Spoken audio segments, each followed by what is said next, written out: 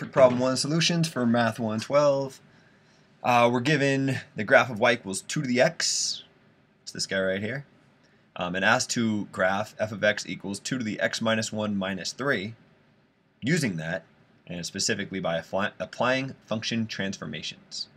Well, basically to do that, what you need to know is that this little minus 1 up here, this thing that's affecting the x value, if we affect the x, that means we got a horizontal transformation. And you might think that it moves to the left by 1, but it actually doesn't. This is going to shift everything right by 1.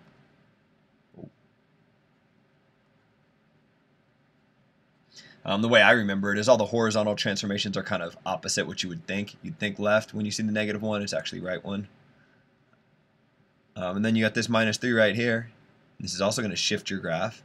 However, now we're affecting kind of the output of the function, the output of, if you think about 2 of x to 1.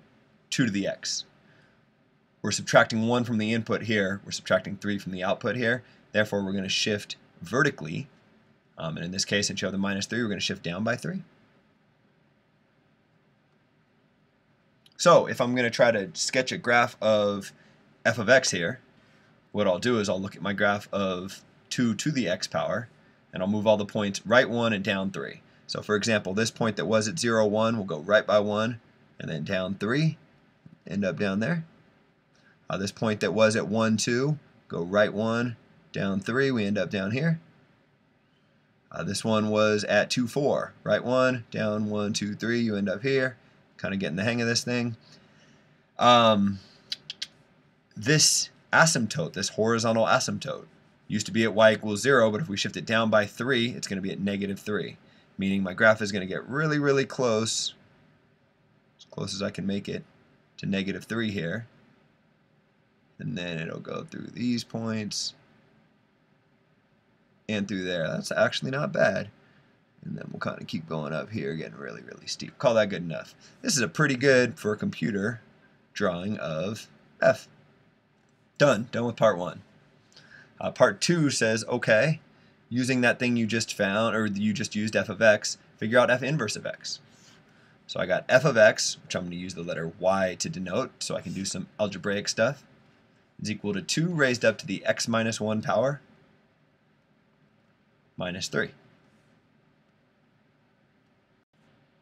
So as we learned in a prior section, when you're trying to find the inverse of a function, really what an inverse function does is it switches the inputs and the outputs of the original function. So what I'm going to do is I'm going to change this y into an x, and I'm going to change this x up here into a y. Then all I got to do is solve this equation for y. Unfortunately, that's a little harder than it seems. I guess one step would be I can add 3 to both sides of the equation. But unfortunately, this is where things get a little bit tough. Here, you got to be comfortable with logs to solve. You have to know that, and maybe I should write this. I'm going to write while I talk. If you have a equals b to the c power, an equivalent way that you can write that is you can say the log base b of a is equal to c. These two things mean the exact same thing. And that will be the key to solving this problem. Note that what used to be up in the exponent here is now down. It's not in the superscript anymore, this c. So this y minus 1 that's up in the exponent, the way I'll get it down on the bottom so that I can solve for the y is by changing from this form to this form, changing from exponential notation to logarithmic notation. So the way I'll do that is I'll say this statement right here is equivalent to saying that the log base 2 of x plus 3 is equal to y minus 1.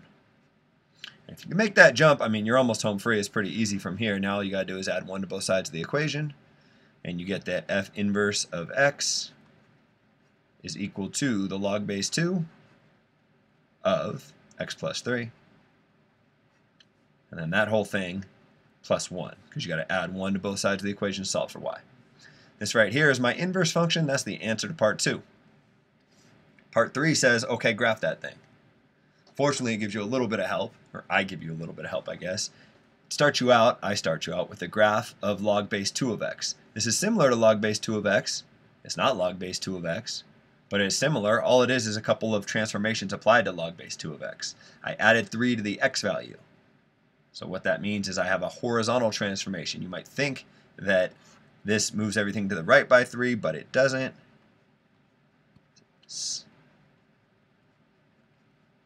This plus 3 right here is going to shift everything left by 3. And this plus 1, again, because it's to the output of the function, not the input, not the x value that I'm adding 1 to, it's going to shift everything up 1. It'll be a vertical transformation. So there you go. So you take this graph here of log base 2 of x and take points on them, move them 3 to the left and up 1. So I don't know, here's a point. If I move this left 3, 1, 2, 3, and then up 1, it would have ended up right there. Where's another point on my graph? This looks like a point on my graph. Left 3, 1, 2, 3, up 1. Goes right there.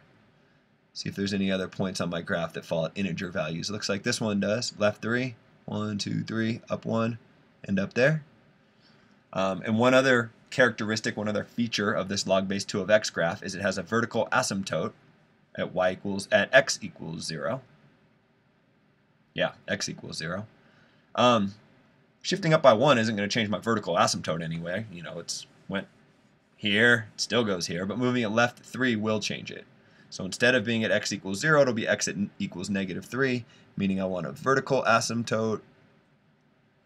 Yeah, it's hard to do, but I want that to be as close as possible to negative 3, and then to kind of get through all these points and go off here.